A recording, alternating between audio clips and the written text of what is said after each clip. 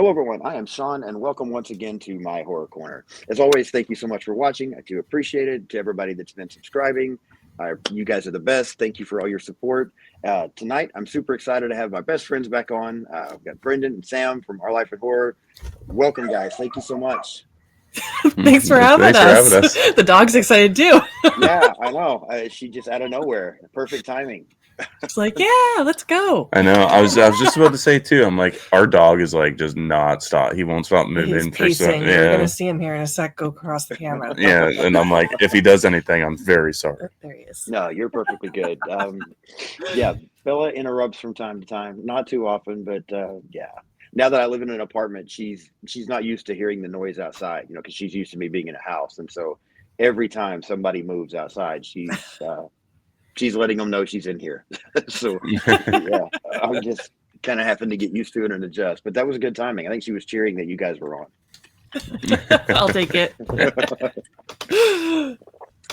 So yeah, take a minute. I mean, I know anybody that knows my channel is already familiar with you guys, but take a minute to plug your channel, talk about what you have coming up and what y'all are doing. Yeah, we are Our Life in Horror. We do. We just finished covering Screamfest LA, which was a lot of fun. It was our first film festival officially that we covered. Mm-hmm. And we do lots of live shows, games nights, live reviews, physical media. Yeah. What else do we do? We're gonna get back into some of our older segments that we've been wanting to get back into, like our video nasties. He made me watch. Yeah, because I think those segments are a lot of fun, so I would like to get back into them. Yeah, and we have a Devil's Night stream coming up, obviously on Devil's Night, where you are coming on, as well as Bo, and I believe Kayla's coming on too, but I'm not 100% sure. But we're just going to probably, I don't know.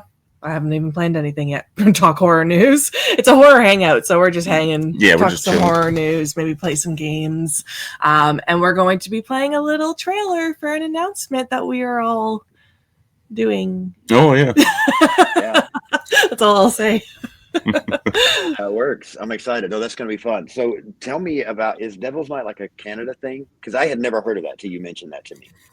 I am shocked at how many people don't know what it is, but I think they did it in, is it Detroit as well, or somewhere in Detroit's pretty close to the border, though. So that's probably why it's, yeah. So Okay. yeah, Devil's Night is basically the night before Halloween. I remember as a kid hiding my pumpkins, like putting them inside for the night, because if not, they could get smashed. And it's just chaos outside. People go out and cause chaos. Little shits go out and egg houses. And I think I paintballed somebody's house. Did you? Yeah. Oh, nice. Yeah. Yeah.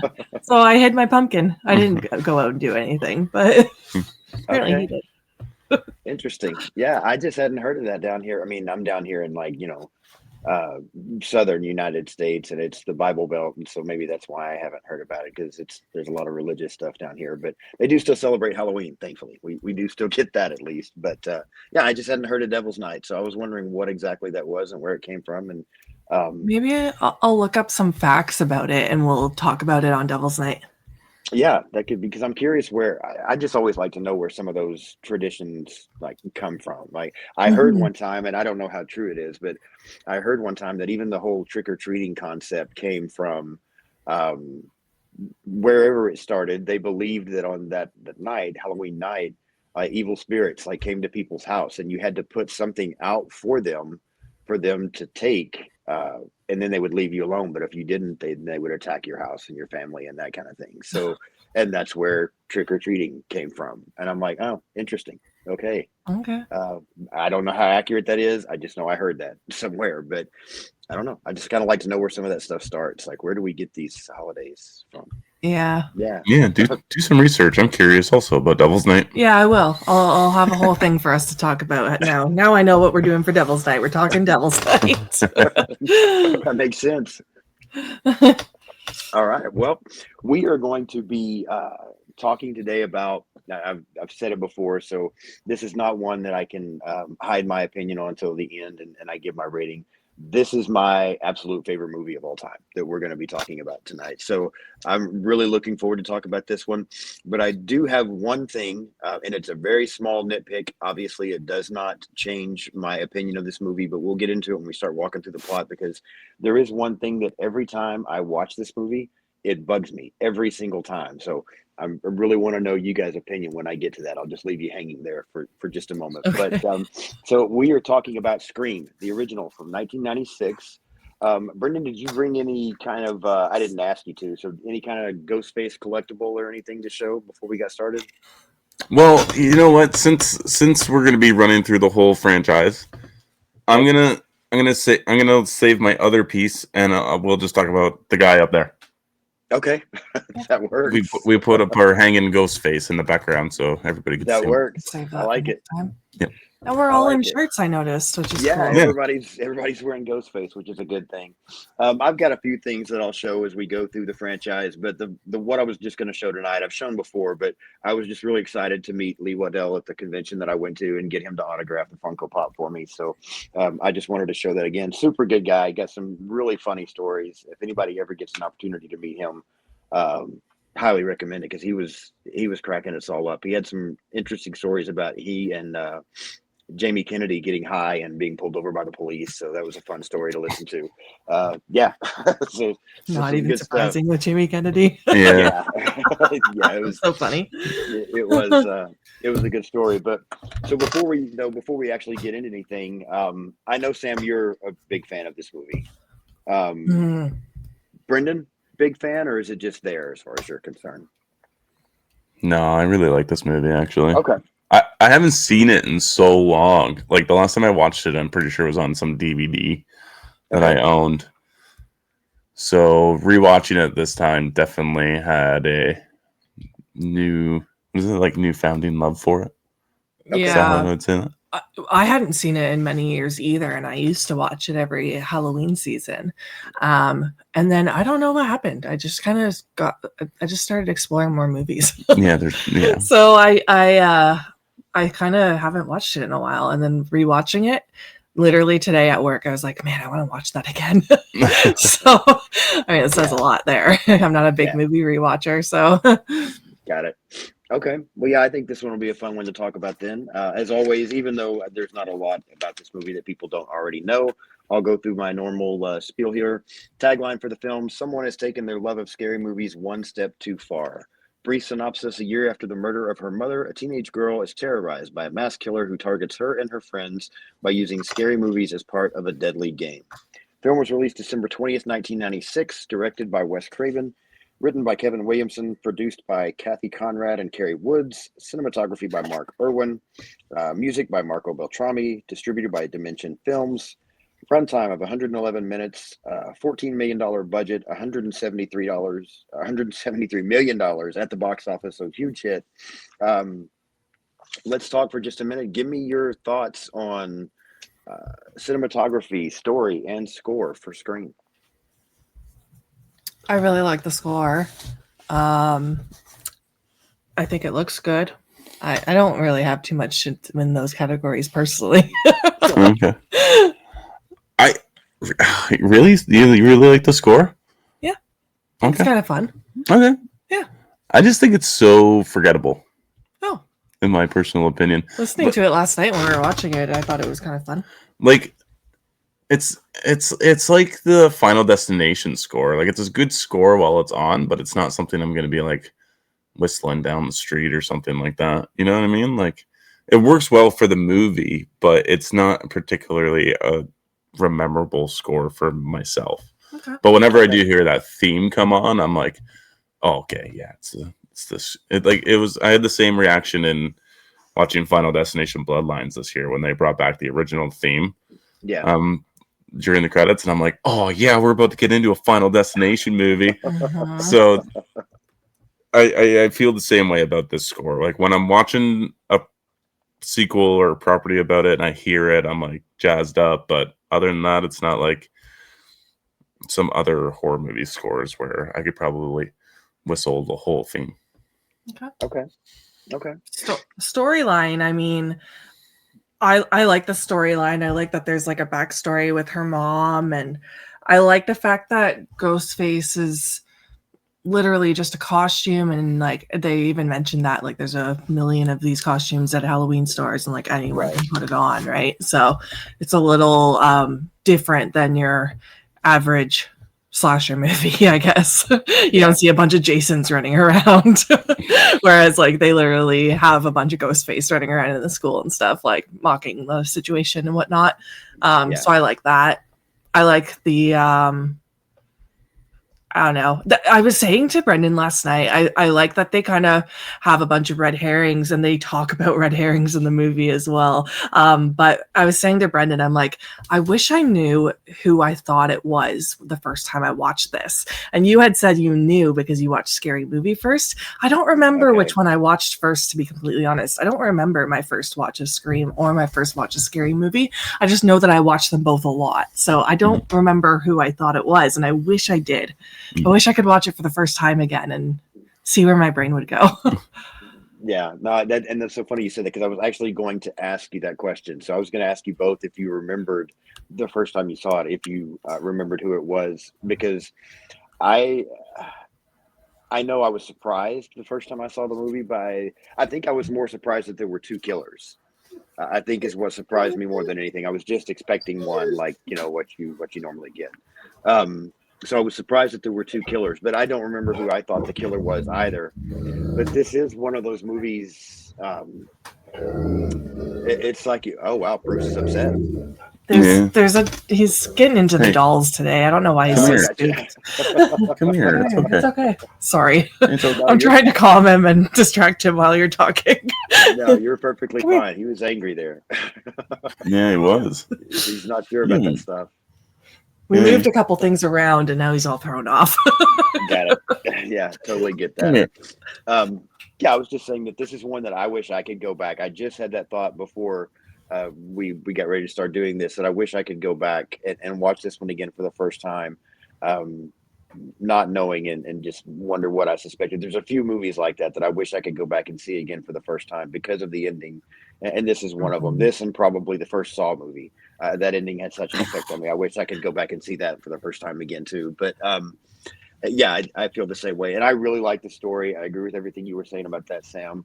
Cinematography's fine. Movie looks good.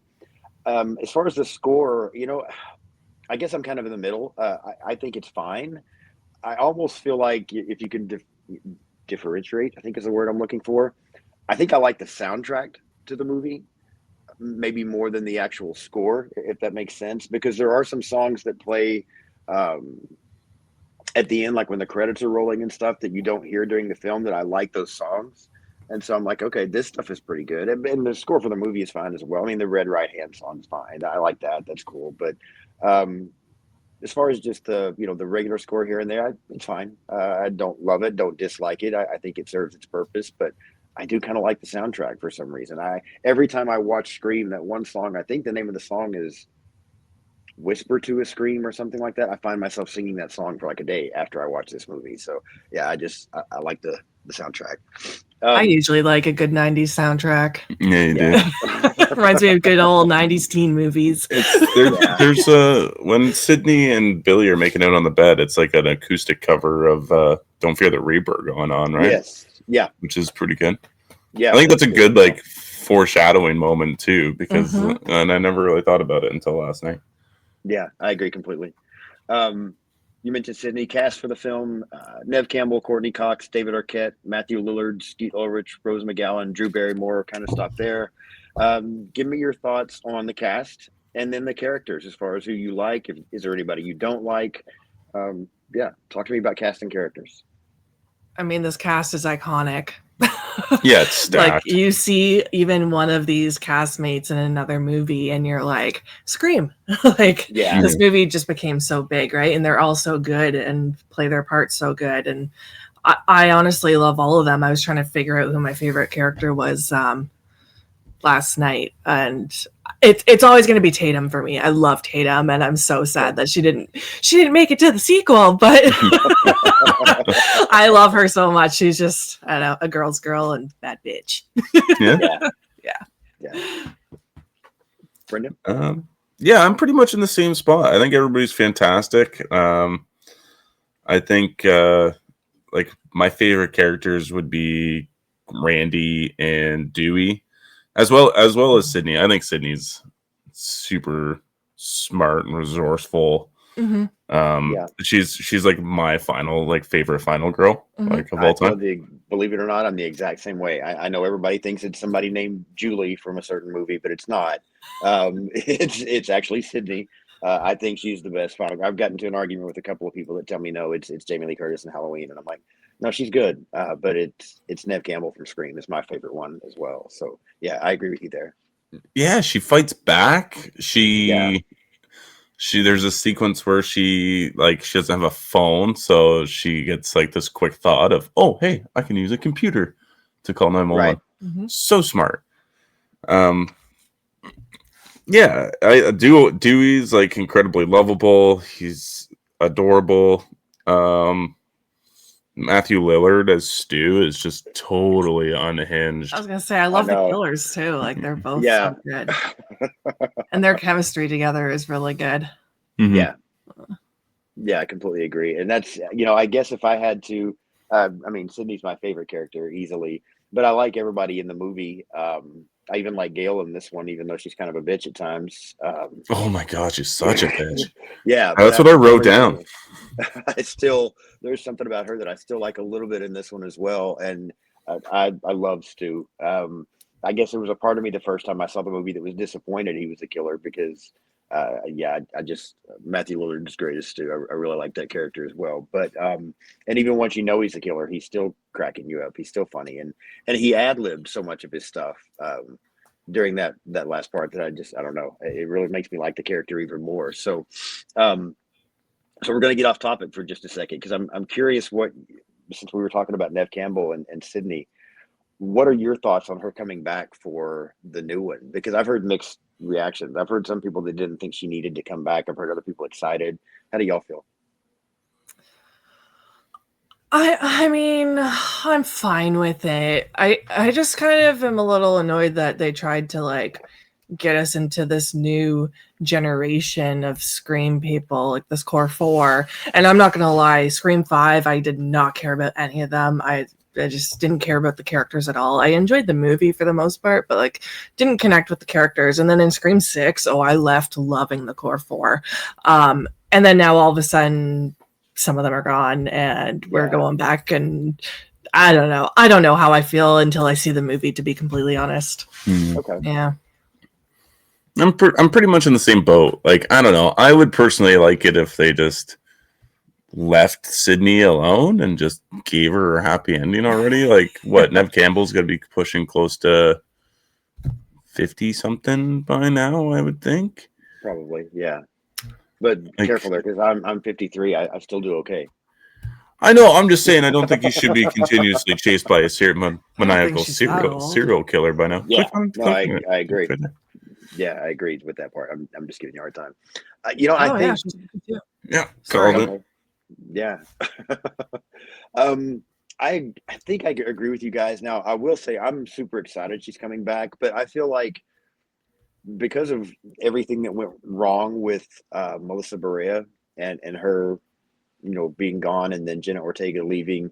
I mean, I don't think that's initially what they planned was to ever bring Sydney back. I think they wanted to go on with this story, but things just went wrong and didn't work out. And I almost feel like this is, what else could they do? Like, if they can't get those two back, they've got to totally change things up and do something different. And in my opinion, bringing Sydney back is the best thing to keep the interest there in the franchise. I don't think you can go and grab somebody brand new and start all over again. You know what I mean? Also, I know I do agree. I kind of want her to have her happy ending and to go. But on the other hand, that's kind of what I like about the horror world is we can have these final girls coming when they're older and we're not aging them out of these movies, like they're still able to come into these movies and shine and people still love them. And it's like, that doesn't really happen that often in other genres all that much, I don't think. No, you're right. You get a lot of like nostalgic I don't know, Final Girls come in later, right? Like I get excited when I hear even Danielle Harris is in a movie. Is the movie going to be great? I don't know, maybe not, but I get excited to Right. see her on the screen, like or any, right? So Felissa Rose or whatever. Yeah, I agree with that. I will concur. But yeah, have to see the movie before I can say how I feel about it. I think. I think it's interesting because it's supposed to be like family based, right? Like it's I supposed to be believe about so. teen Yeah. kids. So like that's an interesting way to pass the torch along too. Yeah, I don't know much about it. I'm trying to stay away from it because I don't want those spoiler people out there to all of a sudden be in a comment and I'm going to see it. Yeah, and there's a lot of theories out there right now. So it is, yeah, I somewhat try to, I mean, I have my own theory. I somewhat try to stay away, but I'm excited. I want to see where it goes. So I'm looking forward to going to see that one. A few things real quick as far as production notes that I will mention before we get into the plot. Again, a lot of this I'm sure people already know, but Kevin Williamson was struggling to get any projects off the ground. He got inspired one night watching a documentary on a series of murders that took place in Gainesville, Florida, I believe, a killer that they were calling the Gainesville Ripper. And he began writing a screenplay immediately following watching this documentary, but also like satirizing the cliches of the slasher genre. He called a friend and they began discussing Freddy, Jason, that type of thing. And then that night he had a nightmare about a home invasion, which inspired the opening of the film. So then he ended up writing the script from there.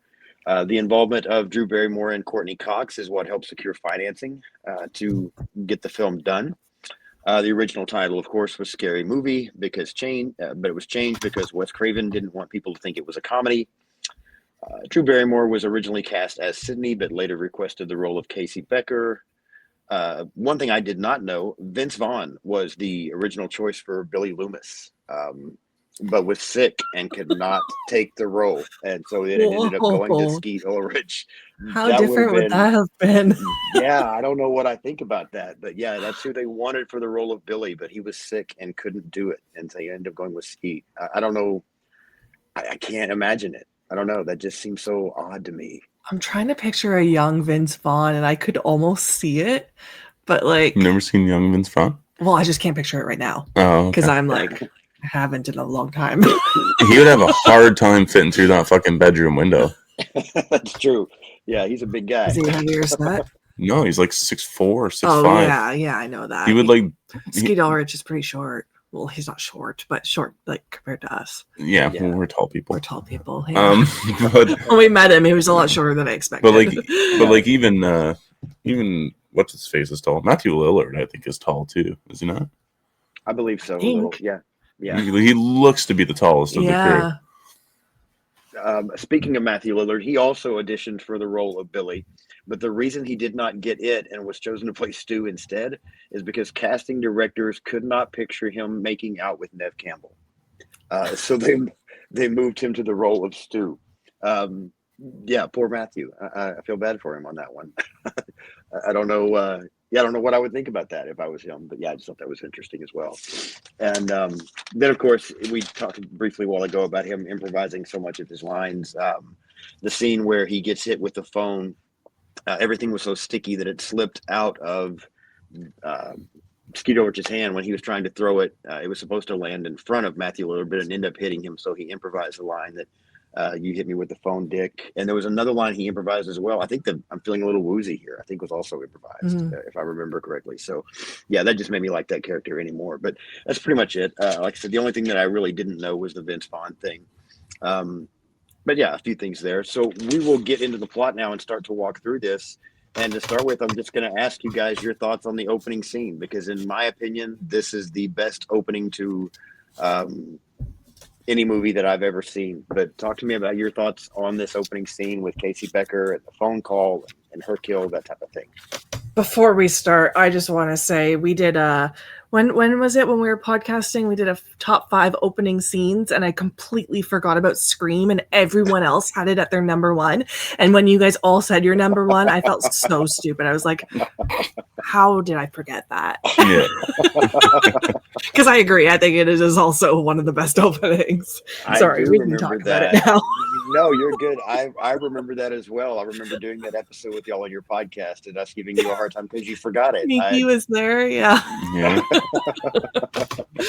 Oh, how embarrassing. Anyway, you can talk first if you want. It's a perfect opening. Like it seriously is. And there's a great pace to it. Like it's slowly getting more creepier, and then all of a sudden it escalates a little bit more, and then it like escalates a little bit more, and then you finally get hit with the if you hang up the phone, I'm gonna fucking kill you, or whatever he says. So like, and then like, you know, everybody's stomach drops, and then it's rampage from there. Like it just takes off. That's one thing with this movie I'll say is that its pacing is perfection. This movie runs at an hour and 51 minutes. Flew by last night. It did. Yeah. And that's because there's a lot of sequences like this in the movie where they'll slowly gradually get more and more intense. There's also some excellent camera work in this opening. There's a lot of shot scenes, one take, you know, running through the house and stuff. But this is like, you know, you should have realized who the killer was just based off this opening dialogue. And I was trying to like pick up, you know, dialogue cues from like what the characters were saying when they weren't Ghostface to what they were saying when they were Ghostface, and kind of like stuff like that, which you can't do because they're, but like just like kind of like words that they would use maybe. But everybody talks about movies in this movie. I so was gonna say hard. it's hard because it could be Randy. Like, he's obsessed with the horror movies too, right? Yeah. Right. So, but yeah, I think it's perfect, and what a great way to start this movie off by killing its title actress. biggest actress. Yeah, at the time, anyways. Yeah, I wish I don't know how young I saw this. I remember seeing it at a sleepover once, but I wasn't paying attention all that much because I was scared. But I know Drew Barrymore was big back then. But yeah, I love this opening too. I love her look too with her little blonde bob. I love the line she says. I wrote it down. He's big. He plays football, and he'll kick your ass. Yeah.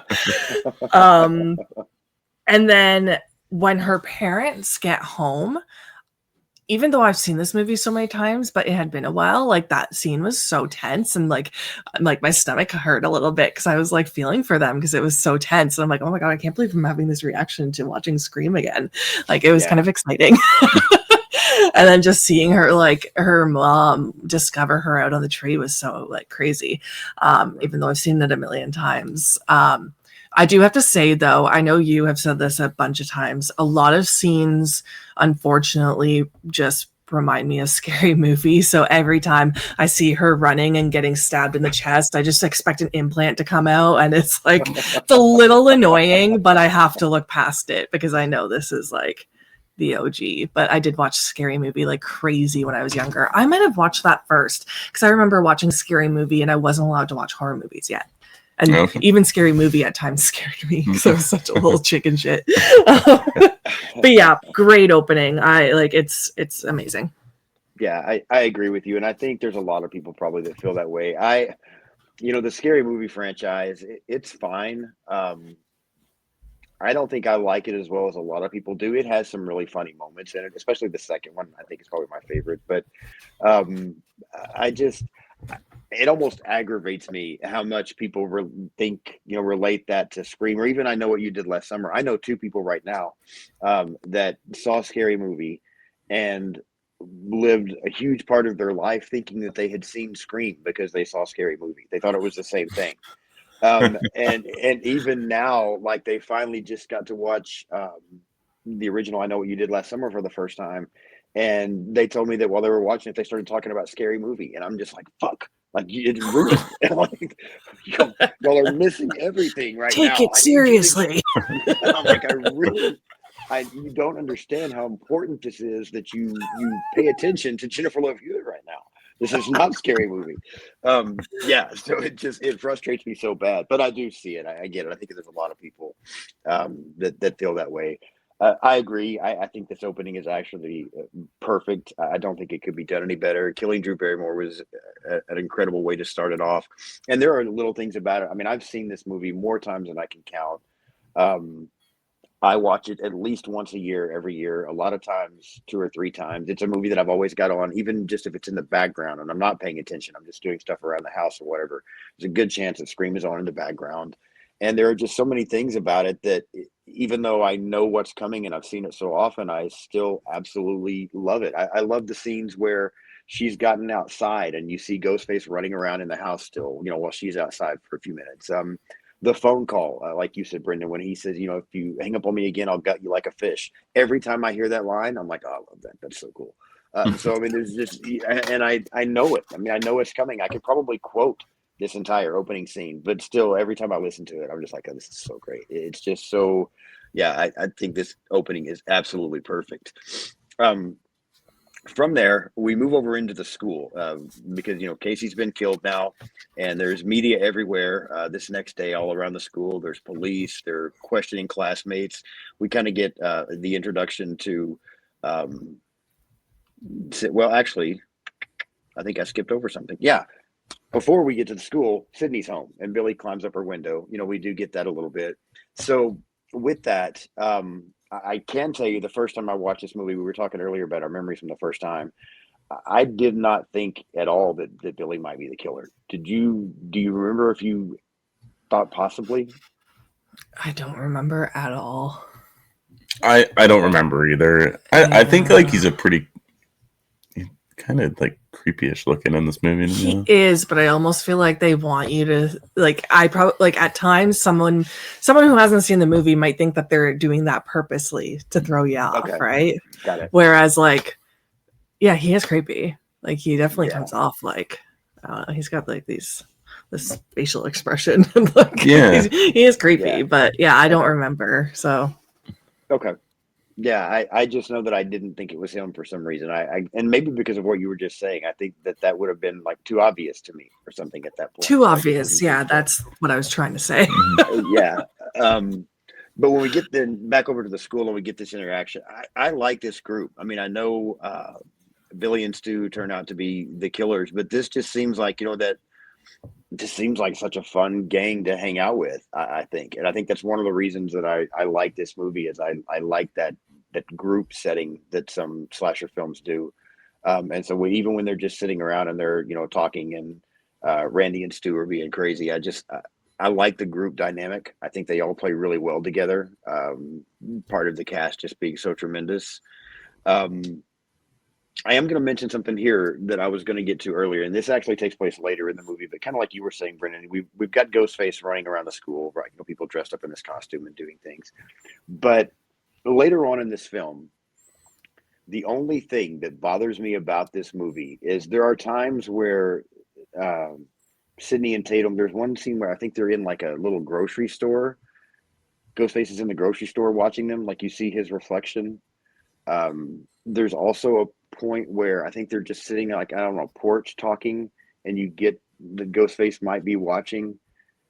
How is this person able to run around in this costume? Is it just because everybody's doing it that they're able to run around like this in the store and stalk and do all this kind of stuff and nobody is weirded out by this? I don't know why this bothers me so much. Any thoughts at all?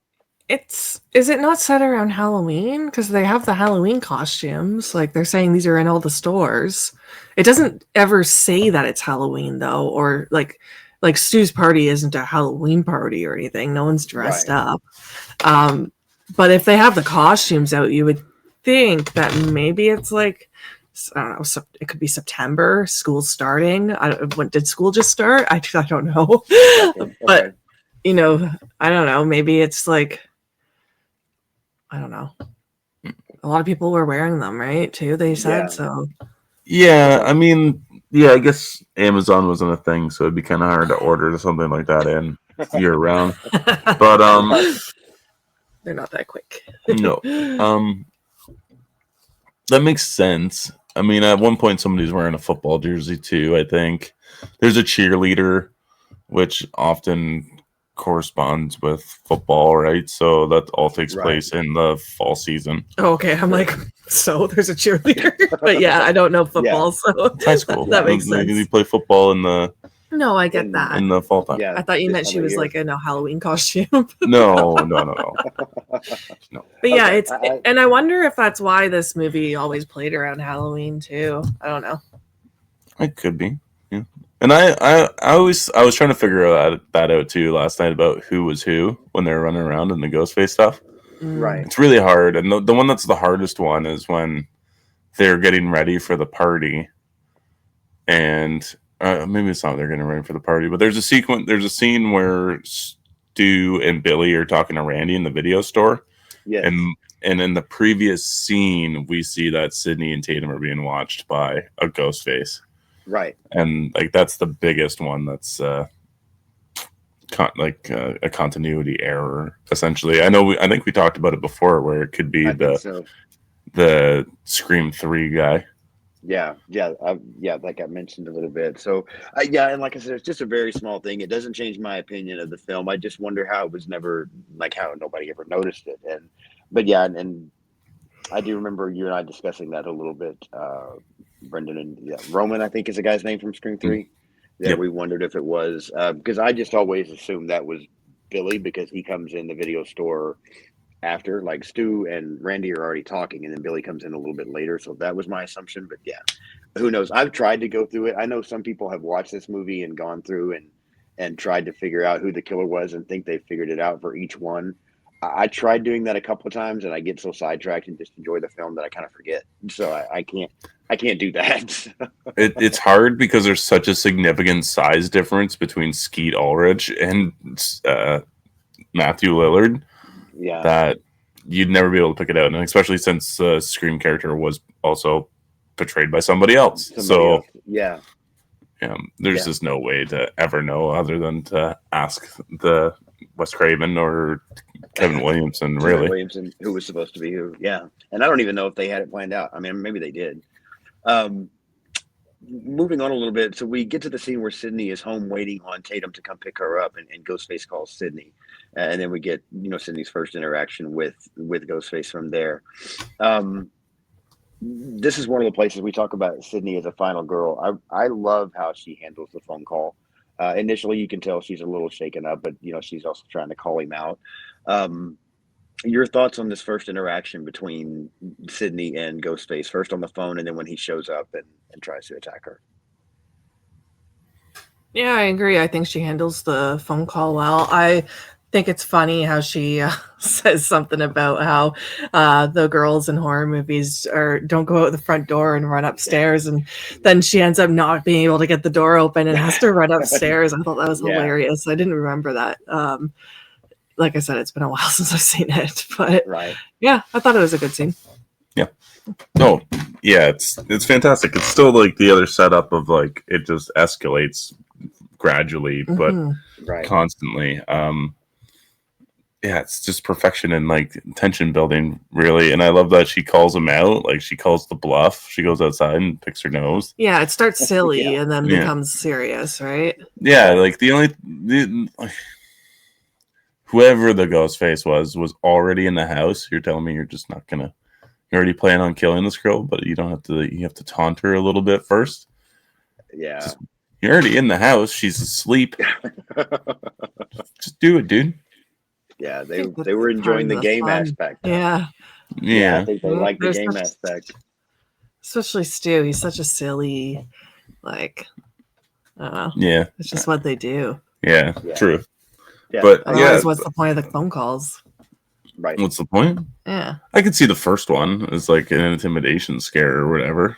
But like, if you're already in the house, game on.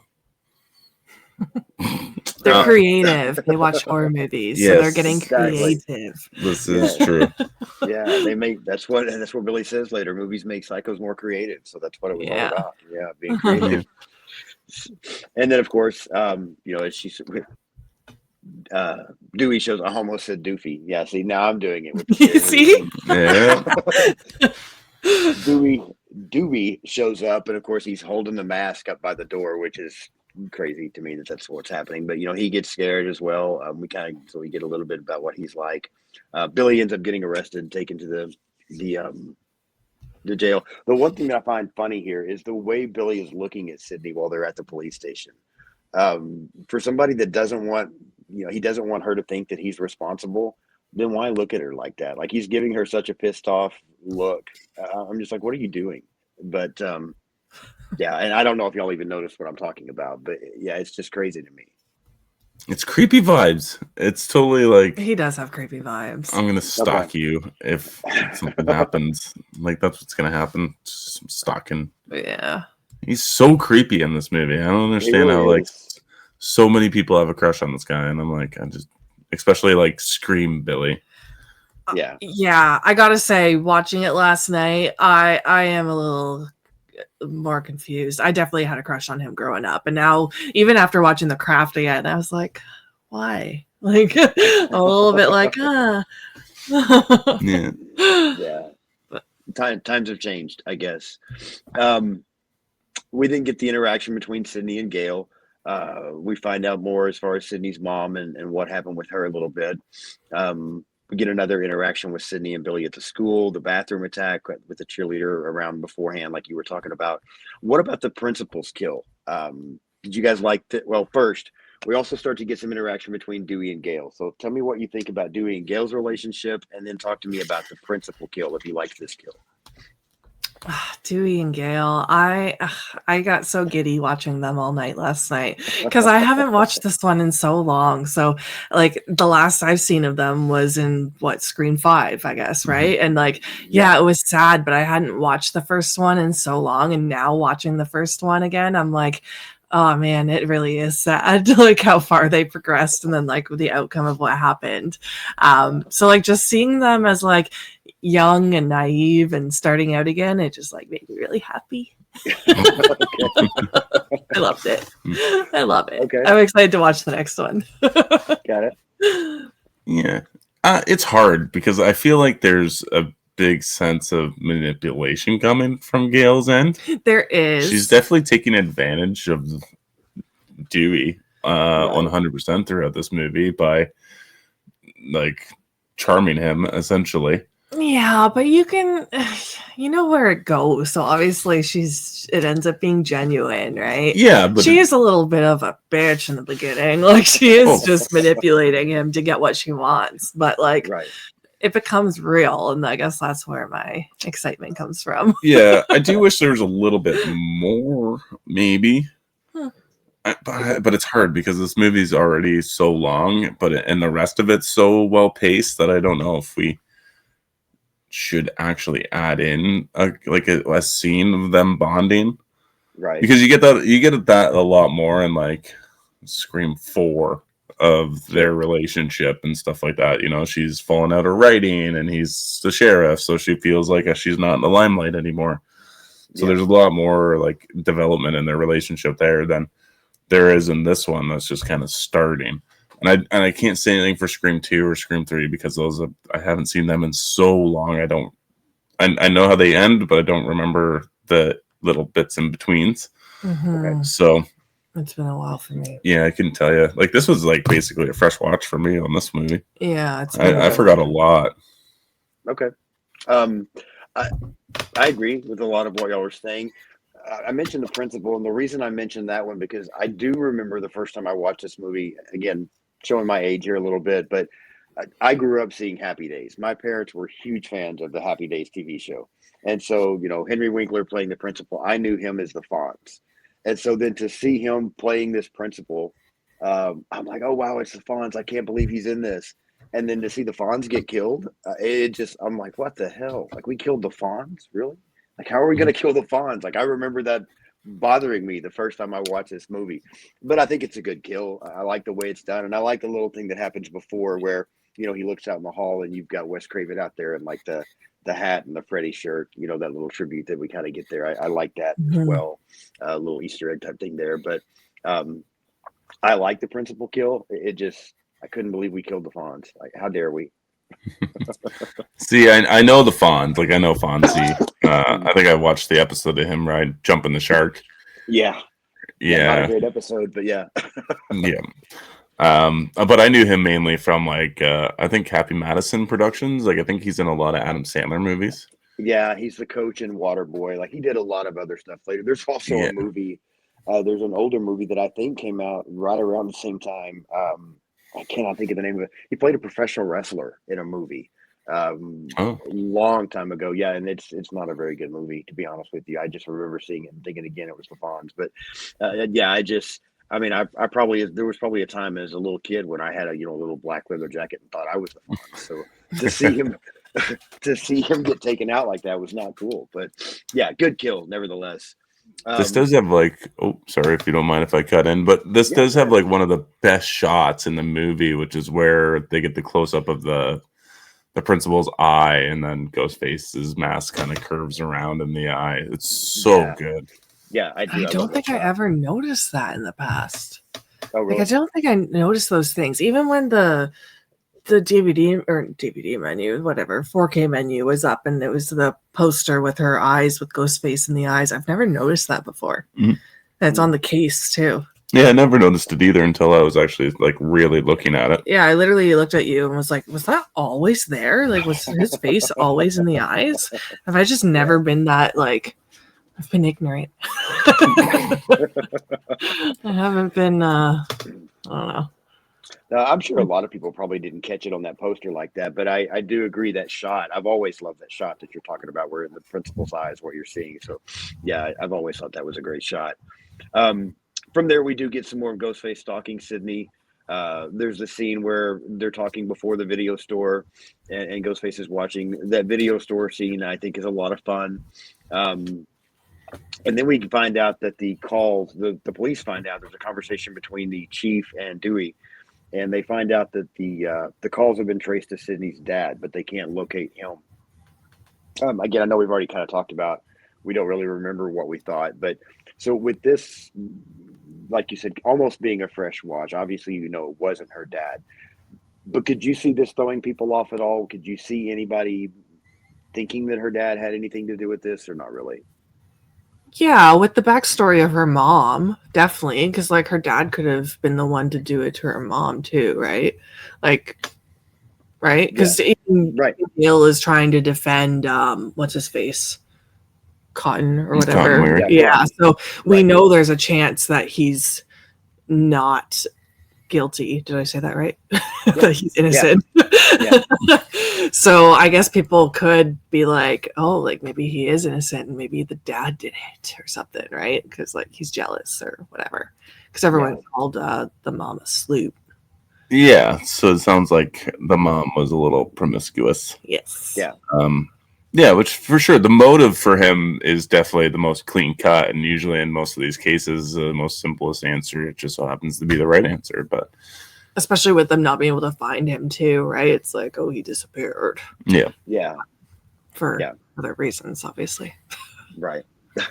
Yeah, we'll get into that a little bit, and then we get to Stu's party from here, and you're talking about the pacing. I agree with you so much on how good the pacing of this film is, because so much of this movie takes place at this party. It was really, almost the entire second half of the movie in some ways you could say, but it just flows so quick. This movie doesn't feel like it's even close to 2 hours to me. It just goes by so quickly, and there are so many great scenes at this party. We get more between Gale and Dewey, but let's talk about Tatum for a minute. So we get Tatum's kill. She's your favorite character, Sam, so we'll start with you. Give me your thoughts on Tatum's kill. It's a good one. It's my favorite of the movie for sure. Okay. And she puts up a good fight with him too, because like she throws glass bottles at him and like dodges him, and like even I was like, yeah, girl, like get away, even though I knew she was gonna die. But like a part of me like at times kind of forgot the outcome at times during this movie, because like I would get all like tense and like excited about things. I'm like, no, I know how this ends, so like just chill. But I like this one, especially because she's stuck in this garage, so it's kind of like not claustrophobic, but a little bit, I guess. Sure. And she, yeah, it looks good too. And you see her like head or whatever happens to her face. Like it looks really Yeah. good, I thought, seeing it in 4K last night. Mhm. And yeah, it's the most effective one for me because she is my favorite. So Okay. yeah. Brendan? Yeah. Yeah, I think Tatum's kill is really good too. Again, it's just like I'm not going to take this seriously, or else she's not like again. I did have a quick thought of going back to Scary Movie. So did I when she says the thing on the stairs. Yeah, do you want to play Psycho Killer? Yeah. And I'm like, oh my goodness. Just Shannon Elizabeth just popped right into my Me head too. right away, and I was like, Yeah. oh god. I'm like, we're not watching that. This is the serious one. Yeah. Yeah. Yeah, no, it's definitely a good kill. I've never seen a garage door kill before. Yeah, This exactly. is probably one of the only few. I can definitely tell you this movie definitely takes place in the fall in the cooler weather. Tatum can tell you that. It's a little nippy in there. A little bit. A little bit.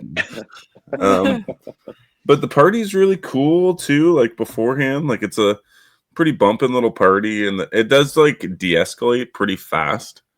I thought there was more like a larger group of people that go and see the principal's death, but it's only like 5 or 6 people that leave. But and by that Yeah. point, like 20 people had already left. So I was like, oh, like a lot of people left, and I definitely think Stu killed Tatum. Yeah. Okay. Because he did tell her to go get the beers. and he went and Right. got the beer later. Oh, Yeah. okay. He wanted to get the beer because he knew that she was dead in there. And was Oh, Billy look at upstairs that. yet with in the bedroom yet? Not yet. Did that not happen yet? Yeah, no, Oh, I okay. don't think. Yeah, because Never mind because when Billy shows up, right before that happens, somebody asks Stu what happened to Tatum, and he just, I don't remember what he even says now, but he just kind of blows off like, he doesn't really know.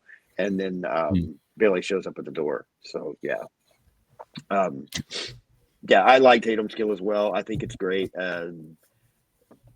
Again, like you said, I've never seen that kind of kill before. I like the battle she has with Ghostface. Does it bother you at all? I've heard some people mention this as far as when they compare Ghostface to a Jason or a Michael or some of these other slasher icons. Does it bother you at all that Ghostface seems to struggle a little bit? Yeah, he seems a little on the clumsy side. Every once in a while, he's fallen and having some issues. It doesn't bother me, but I've heard other people have a complaint with that. Is that something that? Not really. I think it just makes him kind of quirky and more of a character rather than an actual person under there for me. But I also did get really excited for Scream 6 when we had a more strong, sturdy Ghostface, but maybe that just because that was fresh for us. Okay. Mm-hmm. But I think with him being, I'm saying him, even though I know there's some female ghost faces, but with him being clumsy in a lot of the movies, from what I remember, so I haven't seen a lot of them in a while, but it just makes him more of a character rather than, a different person every time, Yeah. Makes him less of a force and more of a person rather than, I guess like a force. I don't mind it at all. And have you ever tried to run around wearing a ghost face mask? You can't see a lot. So you might trip over that gown too. Yeah, you'll probably trip I over can the see gown. I'm surprised actually that wasn't thrown in the movie just as kind of like a Yeah, but right. but yeah, I think the clumsiness is fine, and it is a ghost face trope that goes through like every movie essentially except for the last one. Yeah. I think I agree with you, though. I think I like the fact that it makes him more of, like you said, less of a force and more of a person. Because even my favorite movies I know y'all aren't really fans of the Halloween franchise, but the Halloween movies or the Jason movies, I like the earlier ones where it's still, it's a person that's in this, mask or this costume or whatever doing this stuff, rather than the zombie Jason or unstoppable, Terminator, Michael Myers, or whatever these things became later on. I like the fact that it's a person. That just makes it a little more real and scarier to me when it's actually a person that's doing these things. So, and like you said, yeah, that's probably difficult. I remember you talking about trying to run around in that costume. I remember a while back when Bo and I did an episode on Hellraiser. I was reading some behind the scenes stuff for that, and saw that Doug Bradley had a very difficult time making his mark in the film because he kept tripping. He couldn't see with the black contact lenses, and he kept tripping over the Hellraiser skirt.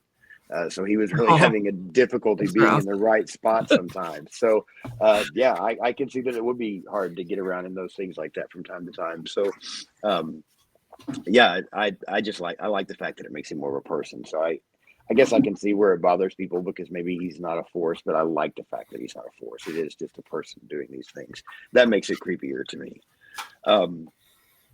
What about Gail and Dewey's interaction? I know we've already talked about them a little bit, but do you think this is where, when they find Sydney's dad's car out there in the woods, Sam, you mentioned earlier, there comes a point where it starts to become real for Gail. Do you think it's starting to become real here, or do you think she's still just using Dewey here? I don't know. I felt like it was starting to, but Mr. Negative over here might be like, no, that bitch is using him. I don't know, she's pretty quick to be like, yeah, I'll come to that weird incident with the police that I'm probably going to get a sweet story off. She definitely is. Yeah. Always thinking about her story, but yeah, it definitely always comes Gail first. Yeah. But that being said, I do think it's probably the start because when they fall down and they have their quick kiss or whatever, and she's like, "Oh, I think we found what you're looking for," and he's like, or something like that, and she's like, he's like all my life.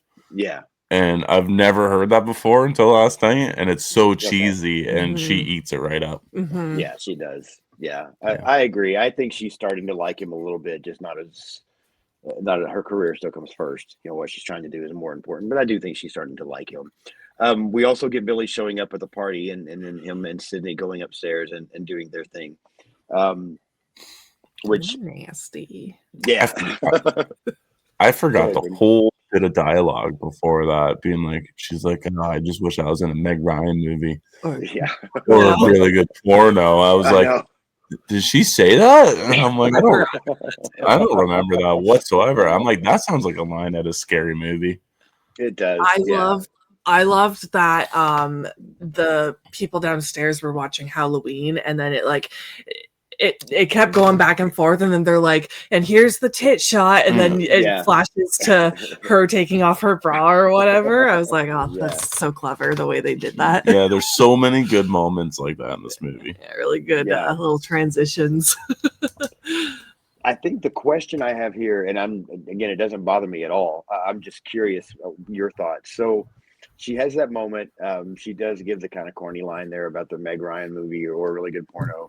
And then, they do their thing. But then immediately when they're done, it's almost like she's back to questioning Billy, because then she's going back to like, so who did you call? You can tell that she's still not sure. So why would she go ahead and have that other moment with him and then immediately go back to questioning him? Does that seem off to you or not necessarily? You got post-sex clarity. Is that what it is? There's a moment where they were doing it too, and it looked like she wanted him off of him, and I was like, "Are you okay, girl?" Yeah. I couldn't tell if it was just maybe not the greatest acting of being into it. But it's the awkward. It's the first time for sex is always awkward, isn't it? That's true. I guess they are young, and she's been holding off. So I guess. And a woman never forgets. A woman never forgets. Never forgets. No, that's a good point, I guess. Yeah. Okay, fair enough. I was just curious what you guys thought. And then with Ghostface coming in and attacking Billy, killing Billy, again, I'd like to ask you if did you really think Billy was dead? Did you think he would come back? But we've kind of all talked about, we don't really remember a whole lot of what happened there. Sydney gets away. She gets downstairs. We have the moment where she's got Randy and Stu both wanting to come in and kind of pointing fingers at each other, and she doesn't know who to believe. And then Billy ends up coming down. I don't know. There's something about that scene that I still really enjoy. Watching the Mhm. Randy Stu thing, each kind of try to point fingers at each other. I know it's a very quick scene. There's not a lot to it, but I don't know. I just think that's a really fun scene. Did that stand out to either one of y'all at all? I love that scene. I love it Okay. because I actually love it knowing that Stu's the killer too, because like, Randy's innocent and he's like dead serious, like, I didn't do it, it was him. And then Right. watching Stu act, or not Stu, but Lillard act, Yeah. as Stu being like, no, it's him. And it's like, it's just so comical and like scary at the same time. Like, he's such a crazy, like, fun killer, but it's actually really scary how like unhinged he is. Oh, Yeah, I agree. Yeah. So like, if he was like a real killer in my house, oh my God, I'd be terrified. Yeah, and I like the fact that you use the word unhinged because that's what I wrote down was how unhinged he was. So yeah, I agree Yeah. 100%. Brendan, thoughts there or not necessarily? Yeah, no, it's a fun scene. I like that Sydney makes the right choice by not letting either of them in, Yeah, because who can you know? yeah, And yeah, like even with Billy and his like the fake blood that they put on him, it looks really good. Mhm. it does. And I agree. I shot back to fucking Scary Movie, and when he says ketchup, just like my mom puts on her spaghetti or whatever, was what I was thinking. I'm like, did they use ketchup in the Scream movie? And then he goes, oh no, it's corn syrup, and I'm like, oh okay. I'm like, I gotta stop thinking about this movie. Yeah, Um, you really but do. yeah, it's good. Okay. As Billy comes down, and then we find out that Billy is not really dead. He ends up shooting. Ends up shooting Randy. Um, I do remember being shocked at this moment. One thing I got a little bit ahead of there. Let's go back for just a moment because I don't know how I missed that on my note, but I also enjoy the scene that's taking place outside where Ghostface is chasing Sydney around and they get in the van.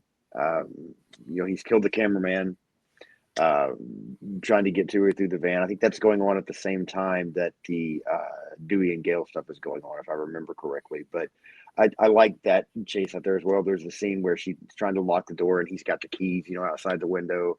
I think there's a lot of good cat and mouse, and even some tension to a certain degree. I mean, you've seen the movie so many times, you know what's going to happen. It's kind of hard to feel tension anymore, but I still sense it. I remember feeling that the first time I saw the film. Mhm. Yeah, definitely. I mean, this final act like has everything. It's got car accidents, it's got killer chase scenes, it's got sex going on, teen drinking. It's literally got everything you could ask for, all in like. I mean, the third act's got to be like 50 minutes long. Yeah. Yeah. And we skipped over this part, but them sitting on the couch and everyone, like them talking about the rules and all that, so Yeah. much Watching fun. I Halloween. love that whole scene. Yeah, so classic. Yeah, definitely very iconic scene. Okay, so then we get to this ending here now, or close to the ending here. We find out that Billy's involved, and then we find out that Stu is involved. This scene is probably my favorite scene of the movie, where they've got Sydney in the kitchen and they're kind of revealing their plan, and they're absolutely insane. They're stabbing each other. This is also where you have Matthew Lillard doing some of his improvising and things like that. But I absolutely love this scene. Talk to me a little bit about your thoughts on this scene, the killer reveal. Now that we know who both the killers are, your thoughts there, the way these two interact and their plan. Yeah, just discuss that with me a little bit. Yeah, I love the scene. Like I said, I can come back to that word unhinged, like the way they're acting together and their chemistry together. Even you see pictures all the time of that one scene where Stu's just over top of Billy's shoulder and they're Yeah. just like, they're just creepy. And they're also idiots though, because they're like stabbing each other, but like, yeah, they can quickly go off track. Yes. Yeah, I agree. I also really enjoy this scene. I enjoy it because of the motive, and I forgot about the motive. And seeing, like, it was Billy's mom was having an affair with, or Billy's dad was having an affair with Sydney's mom, Mhm. and that's why Billy's mom left. That moment, if you watch Stu, he's also learning this information for the first time. Yeah, he was shocked. Yeah. He was Yeah. like, oh, that's why we're doing this? Yeah, he's like, He's oh, just excited to be doing it. yeah, no, exactly. Yeah. He's like, oh, I thought we were just doing it because we love movies. Yeah. So I thought that was really cool because I had never noticed that before. Yeah, no, I love that as well, and I had forgotten about it. I mean, after I saw it, I was like, "Oh yeah," but I had forgotten about that scene till just rewatching this a couple of days ago. Um, I love Matthew Lillard's acting there because I think he sells that really well. But yeah, the fact that Stu didn't really even know um, what was going on, he was just having fun. He's just killing people. He just thought that's what they were doing now. Where it was Billy that had the plan the whole time. So yeah, I think that's a great scene. Um, they bring in Billy's father. We realize they've had him.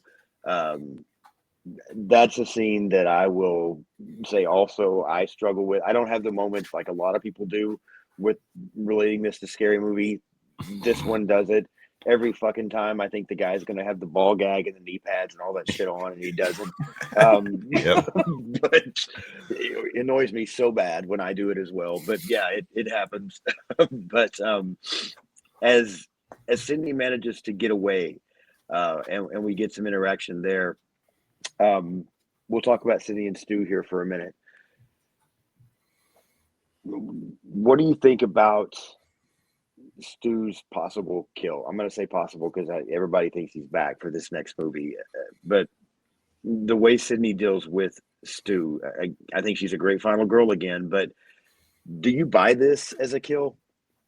Because I don't know if I do. I guess this kill seems kind of weak to me, and that's why I almost think Stu could be back. Is because I just don't know if I buy this. I feel like those TVs were real heavy back then, but Okay. That's it. I mean, and there was an electric jolt going on through him at the same time. I mean, that's like what? It's probably like a 24 to 32 inch TV. That thing alone weighs 200 pounds. Gonna break his face. Okay, that's a good Those point. two, I guess have you ever carried one of those things upstairs? not in a long time. I just forgot how heavy they were. So that's a good point. Oh yeah, they're heavy. I remember the last Yeah. time I had one in an apartment in 2012, and I had to carry it down the stairs because I was moving out. I just dropped it down the stairs. I was like, I'm not fucking carrying this thing anywhere. This is going right in the garbage because I will not pick that up. Because they were easy 150 pounds, those TVs. Okay. So I think at any distance to your face, it's going to at least do some serious damage on top of the electrocution that he gets. Yeah. Okay. Fair enough. Yeah. I guess maybe that's not a way you also see people typically get killed in a horror movie. So maybe that's why it throws me off a little bit. But yeah, I did forget how heavy those TVs were. TL said that just then, so that answers my question there. Now it's more believable. I forgot about that part. I really did. I completely forgot about that. But yeah, those TVs were a bitch back in the day. The final interaction then is we get Stu now chasing Sydney, and Stu gets sidetracked by Halloween, what's taking place in the movie. It's kind of how Sydney's able to get the upper hand. And we also have Gail, she comes in and helps out. But the finale of the movie here, the finish between Billy and Sydney, Gail's involvement, Randy still being alive, and Sydney getting the one more shot there when it looks like Billy's going to come back again. Talk to me about the finale, how the film wraps up. What are your thoughts? What's up with Sydney wearing the Ghostface costume just to take it off like 2 seconds later? I thought the exact same thing, and that's something I really hate in horror movies because Scout Taylor Compton does it as Laurie too in Rob Zombie 2, I believe. She wears the mask, and I'm like, why are you wearing that thing, man? Like, why did you put that thing on? She wears it at the end. Okay. I'm a huge defender of Rob Zombie's Halloween 2, but that part, I'm like, I can get past the fucking white horse shit and whatever, but don't wear that fucking mask. So I thought the same thing when I saw Sid wearing that suit. I was like, why? Yeah. I hate that, but sorry. I got on a little rant. No, perfect. Yeah, I don't understand that either. It's never really bothered me, but it is a great question. I don't know why she would do it either. I mean, I'm assuming it's, I don't know. They've been playing games, so now she's trying to play a game, but it just doesn't make a lot of sense to me. I mean, it wouldn't. Why? It's It time wasn't consuming to necessary. put it on. Yeah, you wouldn't be able yeah, you wouldn't be able to drag your dad to that closet and put that on before they realized that she was gone. Yeah. Yeah. Like Yeah, was she trying to like fake him out and be like, I don't even know. I have no, No, idea. because then as soon No. as she gets the upper hand, she stabs him with the umbrella. Yeah, I don't And know. you don't need to wear the mask to use the voice changer because Stu had the little mobile one or whatever. So right. you also don't need that. Yeah. Yeah, because I like that she uses the voice changer. That part's fine. I'm okay with that. But yeah, I don't understand the costume either. Okay. Is it a satisfying end? Absolutely. Yeah. I mean, it does kind of end like a little abruptly. I thought for some reason it ended like it was just over, which makes sense because it's a long movie. But like at the same time, it was just Gail was doing her coverage, and then all of a sudden it just ended. You know, we saw Dewey getting run away in the stretcher, and everybody else seemed to have survived and went to the hospital. But there's no like, this is a conversation at the hospital we're gonna have now. You know what I mean? Like there's no time to cool off in the movie before it ends. Mm-hmm. There's no epilogue. Right. Mm-hmm. Yeah. Yeah, I mean, I get that as well. I also think this is kind of where we can see, I think it's different in some of the sequels, but yeah, Dewey survives, and he's being taken away, but Gail just wants to report. So there's kind of where I think we can tell that maybe she started to like him a little bit, but it's still her career first for her because she was not that concerned about him at that point. It didn't seem. She just wanted to get her reporting done. But I love the ending. I think it's really good. It does seem to end kind of abruptly, but I think that's kind of a good way to do it because this all has been going on for so long and it's been building up and it's been great, and we get I feel like a good exciting finish, and then that's it. It's done. Yeah, I think that was just a good way to end it. I think the movie has, we start back with a perfect opening. I think it's paced incredibly well. So many great classic moments throughout it, great performances, and yeah, the ending is just a perfect way to wrap it up, in my opinion. Mm-hmm. Yeah, definitely. Yeah, I also don't think that Gail and Dewey are together at the start of any other movie other than 4. No, I don't. I honestly don't even remember 2 and 3 that well. Like, I'm excited to rewatch them. They always trauma bond by the end, and they're together again by the end of the movie. I remember 4 the most because I've watched that one way more times than 2 and 3. But I feel like they give a hint into that they had been together a little bit because Dewey is there at the school, the college that Sydney's going to check on her, and when Gail shows up, Dewey is not happy, and there's a little bit of conversation there that almost hints like they had been together for a little bit and it didn't work out. But it has been a while since I've seen that one as well, so I guess when we watch the second one, we'll get more clarity there. But I do feel like there is some hint that they had been together a little bit between the films there. But so yeah, on a scale then of 1 to 10 for this Scream from 1996, what do you rank this one? This is a 10 for me. Yeah, I love it. Like, I don't really have any flaws other than Sydney putting on the Ghostface suit at the end. But I'm not going to knock it for that. Like, I think this movie is funny. It's I don't know. It's, like you said, well paced. It's got like tense moments and moments that escalate well. And I love the characters so much. There's some good kills in this. I just really like it. I like the story, the backstory, the motive. I love Tatum. Say it one more time. Yeah, I really, really like Scream. And like, if I were to watch this back, like when it came out, which I didn't because I was 4 years old, I would have, if I was like a horror fan at the time that this came out and you watch this movie and they're like referencing all these horror movies right from the get-go and then like throughout the whole thing. How cool is that? Like, it's so Yeah. cool, right? And movies do it a lot more now, but like Scream was probably the first to do it, was it not? Yeah, I believe so. I'd say second-ish. Yeah. Yeah, Wes Craven had his little dabble. There's a Nightmare Okay. on Elm Street movie that's pretty meta as well. Okay. Yeah, This New one like Nightmare really is. goes all out and like even Yeah, says the rules of the movies and like they're watching the movie at the party, like the horror movies, and yeah, it's cool. Yeah. Brendan, what do you rate it?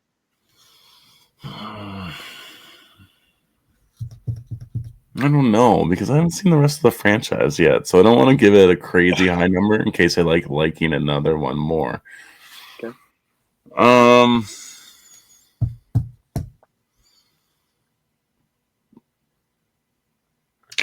gonna go with a 9.5. Okay, that's fair. I get it. I know, and I'm just about there. It's just maybe another rewatch would do it for me, or maybe it just going back and rewatching all the sequels that I think I like and end up hating. I could just be like, oh, never mind. The first one's an easy 10. But I definitely think it's really close for me. I do think that like the costume, I think that some continuity maybe with Ghostface running around, the score not being incredibly memorable to me. Yeah, kind of.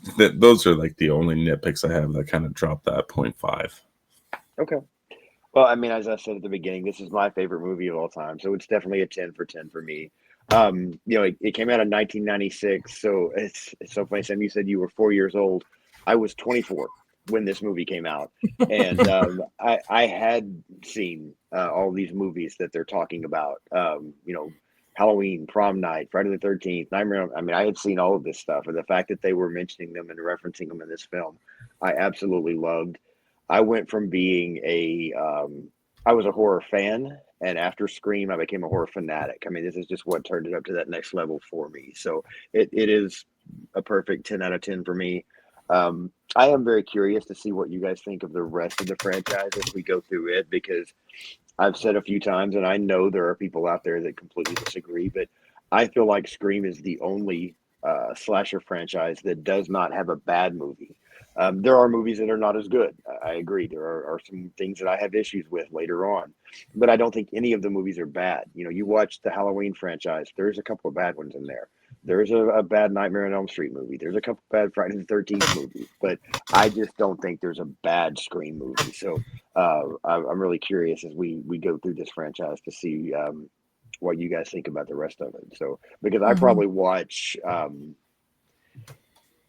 the first two, I know I watch every year. I've seen the second one probably almost as much as I've seen the first one, and then it starts to dwindle off a little bit from there. But I've seen them all a lot, an awful lot. So yeah, I'm looking forward to talking about the next one and seeing what you guys think as we go on through this. Anything else y'all want to share about this movie, or you think we covered everything? I think I covered everything. Yeah, I think so too. Okay. Then tell us what you have coming up next on Our Life in Horror. What's around the corner? Well, our Devil's Night stream that we brought up. It's the night before Halloween. Yes, in for case anyone you that doesn't know. Yeah. doesn't know what that. Yeah, the night before Halloween, we're going live 7 p.m. Eastern with Sean, Bo, possibly Kayla. Just gonna have some fun, talk horror, and then in November, Frankenstein's coming out to Netflix on the 7th. So we're doing a live stream on the 8th in the afternoon sometime. I think it's 1 or 2 p.m. Eastern, but it's scheduled on our YouTube, so you can look under the live tab. We're going to be talking about that movie, which I'm excited for. And earlier that week, we're going to be talking about the original Frankenstein one night. Mm-hmm. Yeah. Okay. It's all scheduled on our live tab, so you guys can check if you're interested. Very cool. Yeah, definitely check it out. Coming up for Sean's Horror Corner, on the 30th, that day that we have that night, that day, my episode will come out with Mike from Mike and Serial. We are talking about Terrifier, so that episode will come out on Thursday the 30th. Yeah, so that'll be a good one. Don't miss that. And then in November, yeah, lots of good stuff. Episodes on Jeepers Creepers, Prom Night, A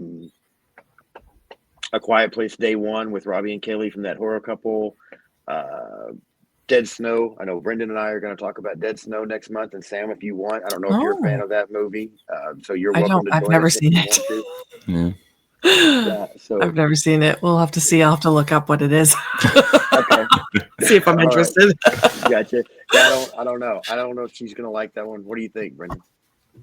Maybe, maybe not. Maybe. That's a flip of the coin. Yeah, I mean, it's in the snow. She likes that. So Yeah, it is in the snow. I'll take a look and see how I'm feeling. It's a horror comedy. If not, you guys enjoy. got it. So yeah, a lot of good stuff coming. If you haven't subscribed to the channel yet, please do so. Follow me on social media, pretty much on everything out there: Blue Sky, Instagram, Threads, TikTok, X. Just search Sean's Horror Corner. You can find pretty much everything that way. So, Brendan and Sam, thank you guys so much again for coming on. This has been a lot of fun. I've really enjoyed talking about Scream with y'all. Can't wait. I know we're going to continue, Brendan and I, to go through Candyman down the road. Going to be talking Dead Snow. We'll continue to go through the Scream franchise. So you guys will definitely be back. And yeah, just thank y'all so much. I appreciate it. Thank Thank you. you. It's always fun. Yeah. All right. Thank you, everyone, for watching. And yeah, I will see you soon. Bye, everybody.